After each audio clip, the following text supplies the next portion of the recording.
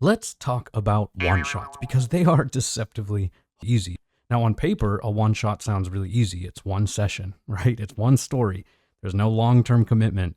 But in practice, one-shots fail more often than campaigns do. Either they run long, they lose momentum, they feel rushed at the end, or bloated in the middle.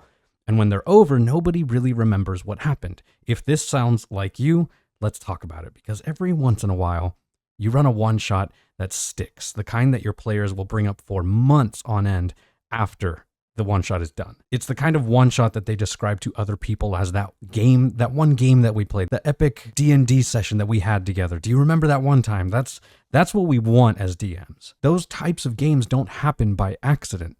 They happen because the DM made a few very intentional choices. So here are five, I guess we can call them choices, that consistently turn a one-shot from fine into unforgettable. Now, the first thing that you want to do is get creative with your enemies.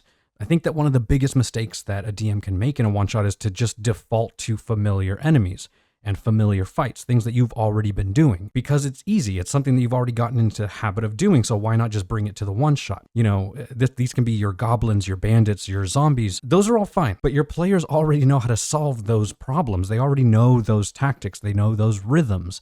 And in a one-shot, the moment that your combat becomes routine, you're really just burning precious time that you could be doing something else. So instead, your enemies should do something interesting the moment that they appear, or in that fight, or as they're introduced, or what have you. And that doesn't mean that you need a higher CR monster. So stop looking through the DM's guide or the monster manual. Stop looking through those, because you don't need to necessarily make them more difficult. It just means that you need something that's more like a hook, something that will make the players pause when that thing has come out. So for example, the enemies can share a health pool.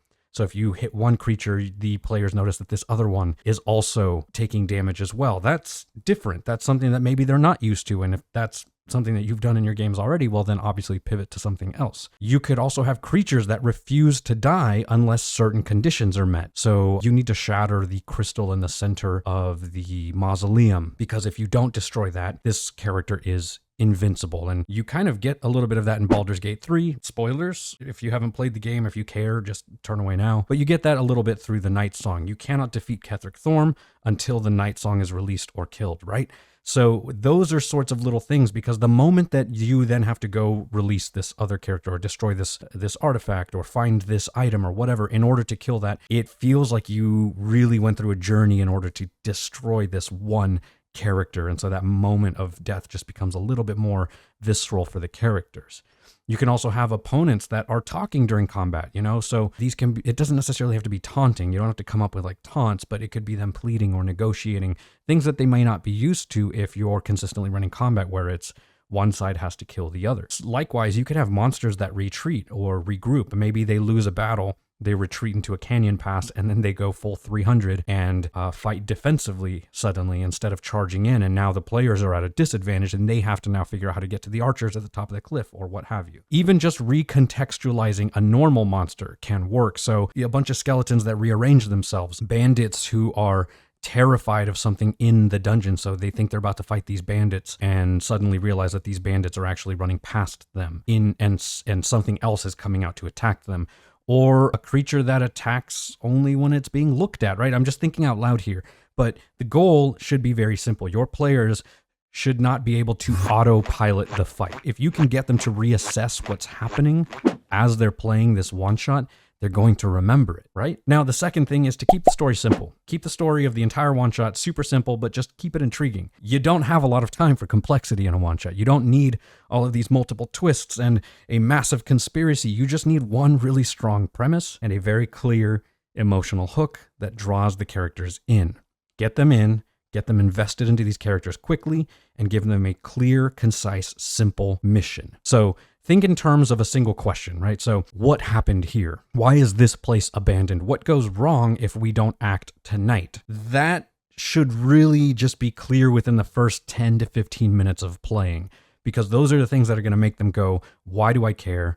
Why is my character the one that needs to act? And give you a little bit of context at the same time. So from there, then you kind of let the story deepen a little bit. You don't need to get it wider. You just need to get the story to be deeper. Add those details that complicate the situation emotionally or morally, not necessarily structurally, right? Because you don't need a lot of structure. The players will fill in the background of the world themselves.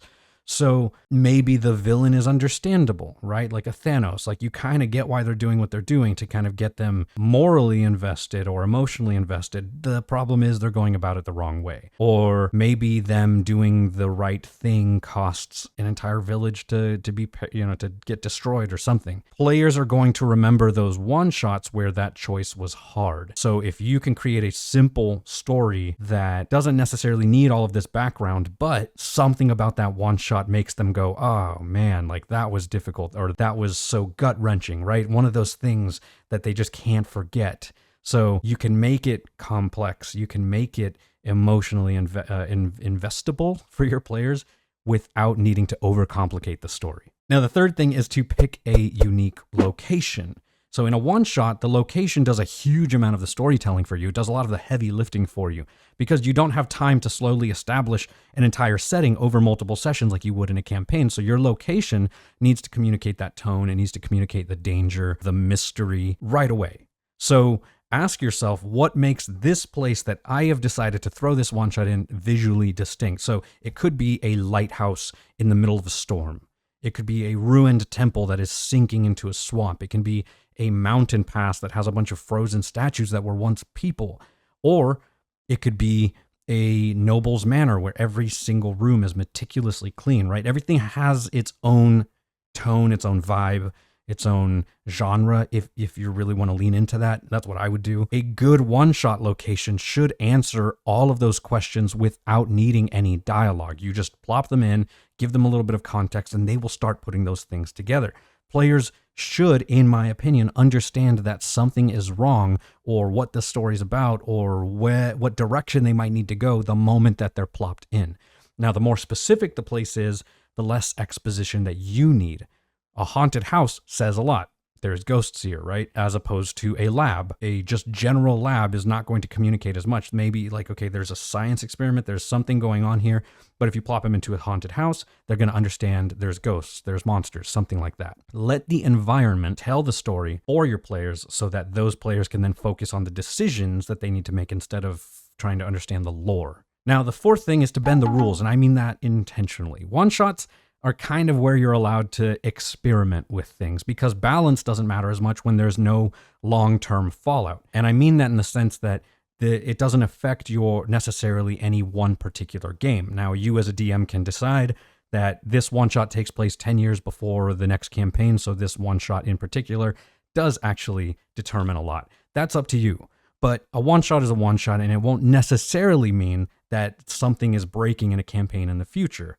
So this is kind of the perfect place to introduce weird mechanics that you haven't used before. You can introduce limited use abilities, such maybe there's something like a superpower from a god that you have been wanting to experiment with for a long time as a new class. Well, you can let your players decide to be one, or everybody is one, or you can choose which player to get this ability. You can also alter the rules if it helps reinforce the story, right? Change some of the rules a little bit. It doesn't matter what system you're playing. It's okay to do that. In fact, in D&D, in the rule book, it says you can do that. So maybe magic is unpredictable in this house that you've plopped them in, or death works differently. When they die, they can't be resurrected. Their soul goes somewhere else, into a phylactery nearby or something. Maybe rests are shorter, or they can't sleep at all. And so now they know going into this session that what they go into it with is everything that they will have. That makes them think differently, and it really heightens the tension.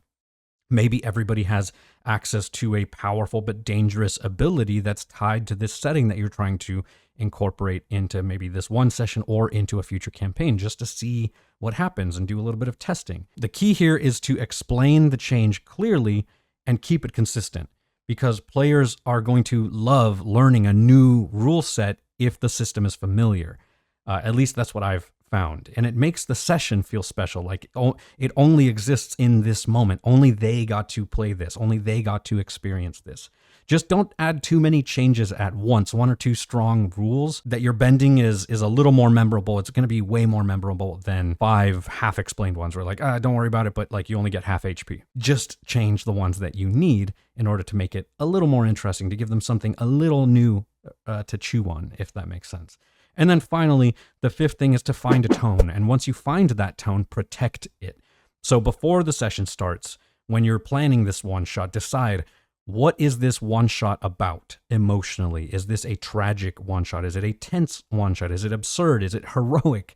Once you decide, everything else that you build should support that tone. That means the descriptions that you use for your characters, for the settings, for your hook, that first sentence, all of that should support that tone. Your NPCs' reactions, the way that they talk, the way that you pace your story needs to serve that tone. If it's an action sequence, if it's an action one-shot, then you need to be energetic and in the moment. If it's horror, then you can be a little more toned down. You can be a little quieter.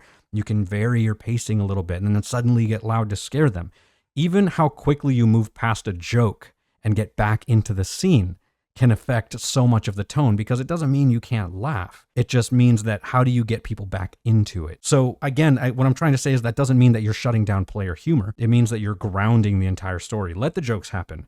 Then let the world respond in a way that pulls the table back into the feeling or the tone that you as the DM are aiming for. You see, unforgettable one-shots feel cohesive. Players will walk away knowing exactly what kind of story they just experienced, even if they themselves can't articulate why, because it all comes down to what you as the DM decided at the beginning. What tone, what powers, what rules, what mechanics, how interesting, what uniqueness you're bringing to the table. What new things are you doing in this one-shot that they have never experienced? At the end of the day, a great one-shot isn't about how much content or how much HP you cram into a single session or into a single creature. It's about you being clear, focused, and intentional with clear enemies, clear stakes, and a clear tone. And if you can get those things right, everything else falls into place, and your players will do a lot of that heavy lifting as far as carrying the story forward for you and with you in service of that story. So anyways, that's what I think. Let me know in the comments down below if there are other things that maybe you do that are not in this list for your one-shots. Now, really quick before we get to the shoutouts, I've set a really big goal for myself for this year. I want to get to 800 members on our Patreon. That's 1% of you. Currently, I'm not doing a very good job of posting on the Patreon, which is why I've set this goal for myself, because moving forward, Patreon is going to be the place where I start posting the things that I just generally don't post on YouTube because of the algorithm and such. So I'm going to try to get more documents up there for you guys, free things for you to download, for you to use at your tables. I'm going to maybe jump on some live sessions every once in a while, maybe once a month, once every quarter. And then I will be doing things like Let's Plays, like maybe playing Baldur's Gate and doing little challenges and playing other fun games with stories and stuff and just hanging out with you guys. So if you have the means, if you feel like the Fantasy Forge has saved your session or made your world building a little bit easier, and you want to consider helping out the channel, changing my life so I can do this full time, the best way to support the channel right now is to go over to my Patreon. So if you have the means, I'd love to see you there. And if not, at the very least, just make sure that you're subscribed and you like and you share and you leave some love down below. And now it's time for some quick shout out. Captain Nico Lol says, Tobias at 146, great catch. Foolish Furno saw Tobias, great catch. You beautiful, beautiful fool, you. And Holly Goober 1 says, happy, happy, happy kitty. Thank you for noticing. This is very close to how I also will do my character arcs for my campaigns. When I get all of the character submissions and final drafts of the backstories from the players, I'll go through by myself once with that player and then back through myself. I do the same thing, and we'll pick out the key moments that were felt, shown, or highlighted as being a moment that developed some kind of drive for why their character is here in the campaign. Using that why and the key NPCs from their backstory, their moment to shine may come during an event or story that is either individual to them or wrapped up in a plot thread that could incorporate more than one player's backstories.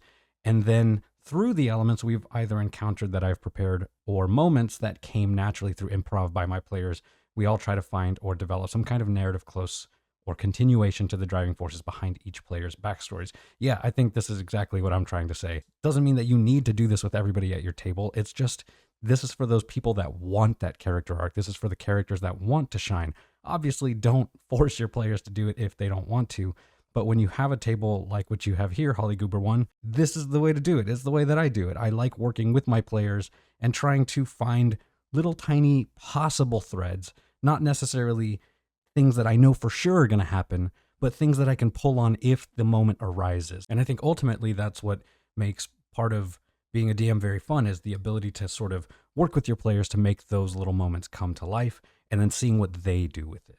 Now, if you were paying attention in today's video, leave a comment down below with where you saw Tobias in today's video, and you just might get shouted out in the next video, just like these people, just like them, those beautiful fools. As always, thank you so much for watching. Forge on, my friends, and we'll see you in the next video. Now stand aside, worthy adversary. 'Tis but a scratch.